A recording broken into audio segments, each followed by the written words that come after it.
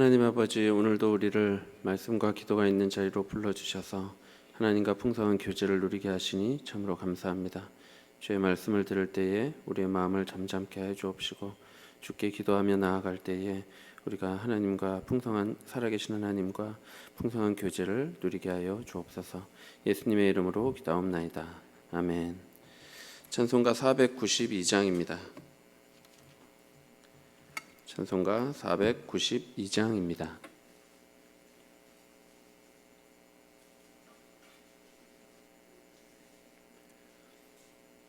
함께 찬송가 492장 찬송하겠습니다.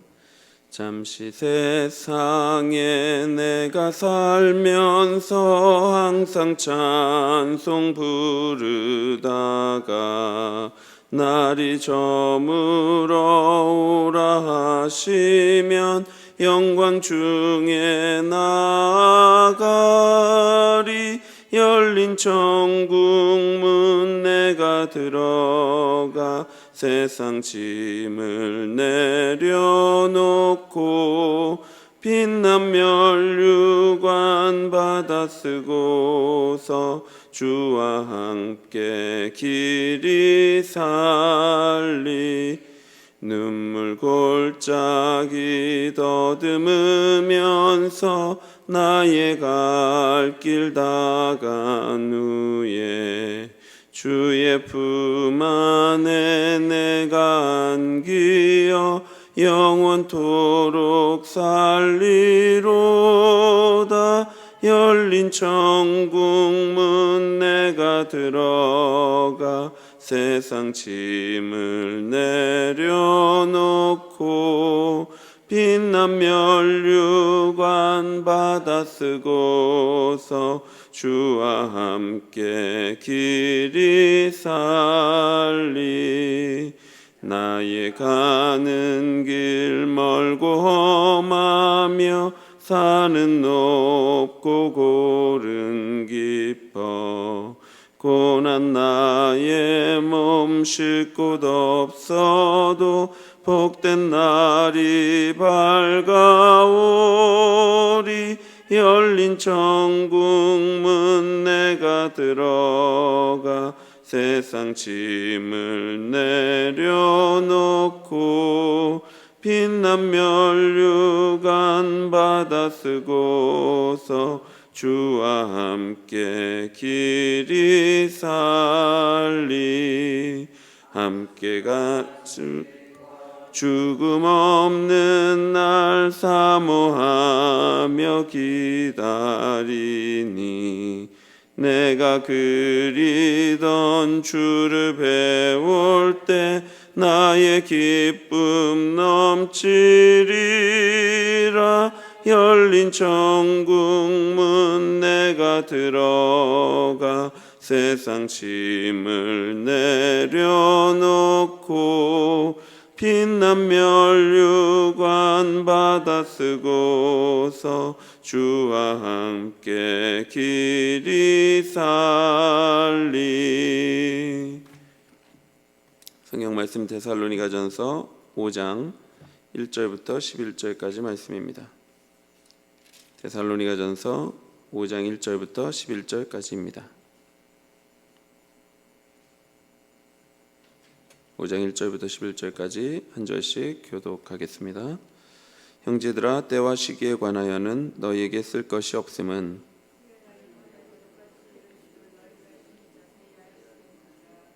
그들이 평안하다 안전하다 할 그때에 임신한 여자에게 해산의 고통이 이름과 같이 멸망이 갑자기 그들에게 이르리니 결코 피하지 못하리라.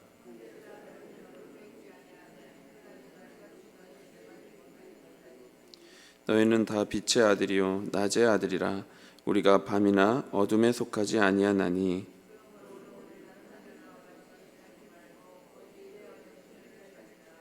자는 자들은 밤에 자고 취하는 자들은 밤에 취하되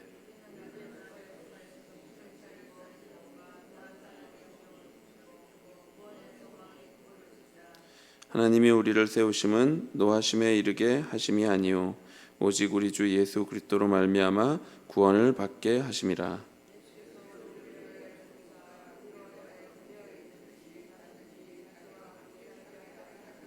함께 읽겠습니다. 그러므로 피차 권면하고 서로 덕을 세우기를 너희가 하는 것 같이 하라. 아멘. 데살로니가 성도들은 주의 강림을 기다리고 있습니다.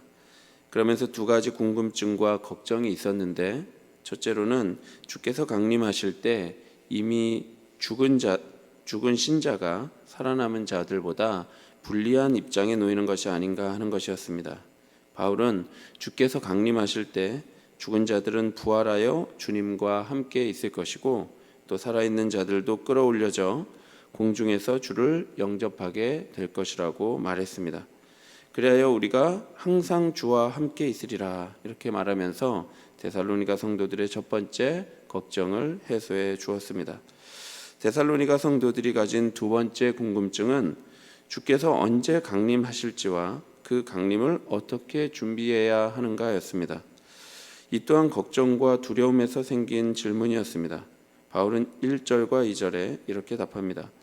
형제들아, 때와 시기에 관하여는 너희에게 쓸 것이 없음은 주의 날이 밤에 도둑같이 이를 줄을 너희 자신이 자세히 알기 때문이라. 데살로니가 성도들은 때와 시기에 대하여 궁금해했습니다.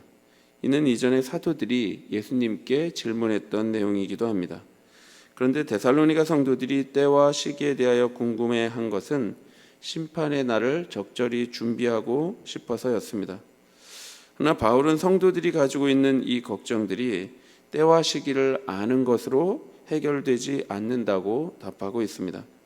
우리도 알고 데살로니가 성도들도 자세히 알고 있는 것처럼 주께서 언제 오실지는 아무도 알 수가 없습니다. 그래서 예수님은 마태복음 24장 44절에 이러므로 너희도 준비하고 있으라, 생각하지 않은 때에 인자가 오리라 라고 말씀하신 것입니다. 데살로니가 성도들은 이런 내용을 바울에게 이미 배워서 잘 알고 있었습니다. 그래서 바울은 이 때와 시기에 대하여 여러분에게 쓸 것이 없다라고 말합니다. 왜냐하면 주의 날이 예기치 않게 찾아온다는 것을 데살로니가 성도들이 자세히 알기 때문이지요. 지금도 이 땅에서의 삶이 전부라고 생각하면서 이 땅에서의 행복과 쾌락이 전부라는 식으로 말하는 사람들이 있습니다. 그들은 평안하다, 안전하다라는 구호를 외치면서 죽음 이후의 일들에 관하여 근거 없는 낙관주의로 일관합니다. 이러한 일들은 구약 시대에도 있었습니다. 예레미야 6장 14절에서 하나님은 이스라엘의 영적 지도자들을 비판하시면서 그들이 내 백성의 상처를 가볍게 여기면서 말하기를 평안하다, 평강하다 하나 평강이 없도다, 이렇게 말씀하셨습니다. 에스겔 13장 10절에도 보면 이스라엘의 선지자들은 백성들을 유혹하여 평강이 없으나 평강이 있다라고 말했었지요. 이는 당시 로마 시대에도 마찬가지였습니다. 당시 로마 지도자들은 스스로에 대해 평화와 안전을 공급하는 자로 홍보했습니다. 그 홍보의 방법의 대표적인 것은 주화였습니다. 로마의 주화를 보면 한 면에는 평화를 의미하는 팍스의 문구가 있었는데, 예를 들면 팍스 아우구스투스의 평화라는 문구가 적혀 있었고, 다른 한 면에는 황제의 형상이 새겨져 있었습니다. 그런데 3절에 보면 어떻습니까? 그들이 평안하다, 안전하다 할 그때에 임신한 여자에게 해산의 고통이 이름과 같이 멸망이 갑자기 그들에게 이르리니 결코 피하지 못하리라 라고 성경은 말씀합니다.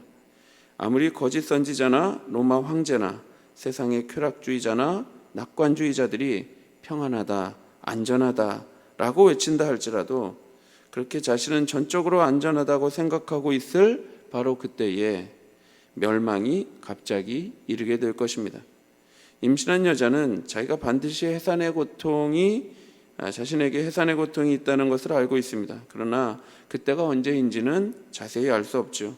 성경은 어느 누구도 심판을 결코 피하지 못하리라 라고 말씀하고 있습니다. 그러나 데살로니가 성도들은 거룩한 두려움을 가지고 주의 날을 준비해야 하는데, 그렇다고 그 심판을 두려워하며 살아갈 필요는 없었습니다. 왜냐하면 4절과 5절에 이렇게 말씀하고 있기 때문입니다. 형제들아, 너희는 어둠에 있지 아니하며 그날이 도둑같이 너희에게 임하지 못하리니 너희는 다 빛의 아들이요 낮의 아들이라. 우리가 밤이나 어둠에 속하지 아니하나니. 4절은 형제들아 너희는 으로 시작되고 있습니다. 어떤 사람들은 평안하다 안전하다라는 구호를 외치고 살아갔습니다. 그래서 밤에 도둑같이 오는 심판을 맞이하게 되었습니다. 그러나 성도들은 밤이나 어둠에 속한 존재가 아닙니다. 성도는 다 빛의 아들이요 낮의 아들이죠. 따라서 성도에게는 주의 날이 도둑같이 임하지 못합니다.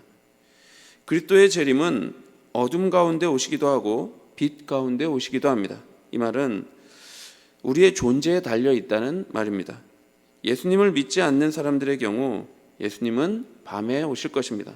도적같이 오실 것입니다. 그들은 밤에 속해 있으며 어둠 가운데 살기 때문입니다. 그러나 예수님을 믿는 신자들은 이미 새 시대로, 빛의 시대로 옮겨져 있습니다. 하나님은 우리를 어두운 데서 불러내어 그의 기이한 빛에 들어가게 하셨습니다. 따라서 우리 성도들에게는 예수께서 밤에 몰래 오시는 것이 아니라 예수 그리스도를 준비함으로 우리가 준비할 수 있도록 하셨습니다. 성도들은 세상 사람들처럼 이 땅이 전부라고 생각하면서 이 땅에서의 평안과 안전이 최고라고 여기며 살아가지 않습니다. 성도는 반드시 주의 날이 임하고 심판이 있을 것이라는 사실을 믿습니다. 따라서 예수 그리스도를 믿음으로 빛의 자녀가 된 성도는 어떻게 살아가겠습니까? 6절에서 8절입니다. 그러므로 우리는 다른 이들과 같이 자지 말고 오직 깨어 정신을 차릴지라. 자는 자들은 밤에 자고 취하는 자들은 밤에 취하되 우리는 낮에 속하였으니 정신을 차리고 믿음과 사랑의 호심경을 붙이고 구원의 소망의 투구를 쓰자. 어둠 속에 있는 사람들은 잠에 빠져 있습니다. 술에 취해 있습니다.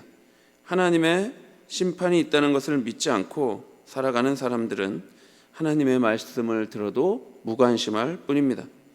영적으로 잠에 빠져 있고 술에 취해 있기 때문이죠.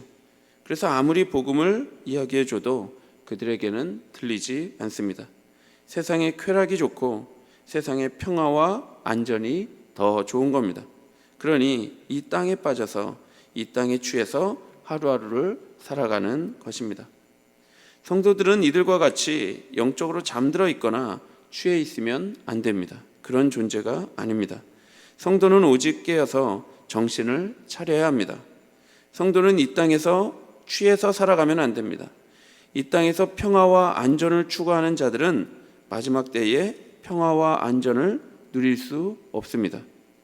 그러나 이 땅에서 하늘을 소망하며 믿음으로 사랑을 행하며 살아가는 자들은 마지막 때에 이 땅과는 도무지 비교할 수 없는 영광스러움을 누리게 될 것입니다.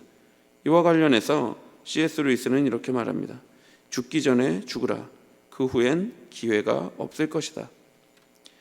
따라서 성도들은 이 땅에서 나 자신의 영광을 위해서 평화와 안전, 성공과 쾌락을 위해 달려가는 것이 아니라 오직 하나님의 영광을 위하여 이웃의 유익을 위해서 살아가야 합니다. 그 삶은 구원을 소망함으로 믿음으로 사랑을 행하는 삶입니다. 그렇다면 성도가 이렇게 소망을 가지고 살아갈 수 있는 근거는 무엇이겠습니까? 어둠 속에 있던 우리가, 어둠 그 자체였던 우리가, 그래서 밤에 다니기를 좋아했던 우리가 어떻게 빛의 자녀가 되었습니까? 어떻게 더 이상 죄의 종으로 살아가지 않고 이 땅을 탐하며 살아가는 자들이 아니라 하늘 백성이 되어서 하나님의 영광을 구하며 살아가는 존재가 되었습니까? 9절에서 10절입니다. 하나님이 우리를 세우심은 노하심에 이르게 하심이 아니요 오직 우리 주 예수 그리스도로 말미암아 구원을 받게 하심이라. 예수께서 우리를 위하여 죽으사 우리로 하여금 깨어 있든지 자든지 자기와 함께 살게 하려 하셨느니라. 하나님이 우리를 세우셨기 때문에, 하나님이 우리를 그곳에 두셨기 때문에 우리가 그 하나님의 영광을 구하며 살아갈 수 있는 존재가 되었습니다. 여기서 세우다라는 동사는 두다라는 뜻을 가지고 있습니다. 그러니까 하나님께서 우리를 빛 가운데 두셨다는 겁니다. 왜 하나님이 우리를 어둠 가운데 건지셔서 빛 가운데 두셨습니까? 그것은 우리를 노하심에 이르게 하심이 아니요 오직 우리 주 예수 그리스도로 말미암아 구원을 받게 하려 하심입니다. 하나님께서는 징벌하기 위함이 아니라 우리를 구원하기 위해서 우리를 택하시고 부르셔서 빛 가운데 두신 것입니다. 또한 하나님께서 우리를 빛 가운데 두신 이유는 우리가 구원을 받고 그리스도와 함께 살게 하시기 위함입니다. 우리는 그래서 이것을 꼭 기억해야 합니다. 예수님께서는 우리를 어둠 가운데서 빛으로 불러내셨는데 그 목적은 첫째로 구원을 얻도록 하기 위함이고 둘째로 그와 함께 살게 하시기 위함입니다. 따라서 우리가 예수님의 다시 오심을 준비하는 길은 이 땅에서 두려워 떨면서 그때가 언제인가를 묵상하는 것이 아닙니다. 예수님이 나를 어둠에서 빛으로 옮기셨다는 것을 믿는 것이 우리가 예수 그리스도의 다시 오심을 준비하는 것입니다. 예수께서 우리를 왜 옮기셨습니까? 하나님이 우리를 세우심은 노하심에 이르시게 하심이 아니죠. 오직 우리 주 예수 그리스도로 말미암아 구원을 받게 하려 하심입니다. 이를 믿음으로 소망을 가지고 사랑으로 예수님과 함께 사는 것이 우리가 예수님의 다시 오심을 이 땅에서 준비하는 길입니다. 그러므로 11절입니다. 그러므로 피차 권면하고 서로 덕을 세우기를 너희가 하는 것 같이 하라. 바울은 그러므로 너희가 심판이 언제 임할는지 두려워하며 살아가지 말고 예수 그리스도의 흔들리지 않는 구원 안에서 믿음과 소망과 사랑으로 서로 권면하고 덕을 세우면서 살아가라고 말씀하고 있습니다. 우리 모두가 예수님께서 우리를 빛 가운데 두셨음을 믿음으로 하늘나라를 소망하며 이 땅에서 사랑을 행하며 살아가는 복된 성도가 되기를 바랍니다. 기도하겠습니다. 하나님 아버지, 우리를 그 흑암 가운데 있던 우리를 불러주셔서 이렇게 빛 가운데에서 하나님의 영광을 보며 이웃을 사랑하며 살아가게 하시니 참으로 감사합니다. 하나님, 우리가 빛 가운데 부르심을 얻었음을 믿음으로 이 땅에서 하늘을 소망하며 살아가게 하여 주옵소서. 그래서 서로 피차 권면하고 사랑함으로 이 땅에서 하늘을 누리며 살아갈 수 있도록 인도하여 주옵소서. 예수 그리스도의 이름으로 기도하옵나이다. 아멘. 하늘에 계신 우리 아버지여, 이름이 거룩히 여김을 받으시오며 나라의 마옵시며 뜻이 하늘에서 이룬 것 같이 땅에서도 이루어지이다. 오늘날 우리에게 일용할 양식을 주옵시고 우리가 우리에게 죄 지은 자를 사하여 준 것 같이 우리 죄를 사하여 주옵시고 우리를 시험에 들게 하지 마옵시고 다만 악에서 구하옵소서. 대개 나라와 권세와 영광이 아버지께 영원히 있사옵나이다. 아멘. 믿음, 소망, 사랑으로 그리스도의 다시 오심을 준비하며 살아가는 우리들이 되기를 기도하시고, 고난 중에 있는 성도들을 위해서 새교회당 건축을 위해서 기도해 주시고, 주일학교 여름 사역을 위해 기도해 주시고 개인적으로 기도하시기 바랍니다.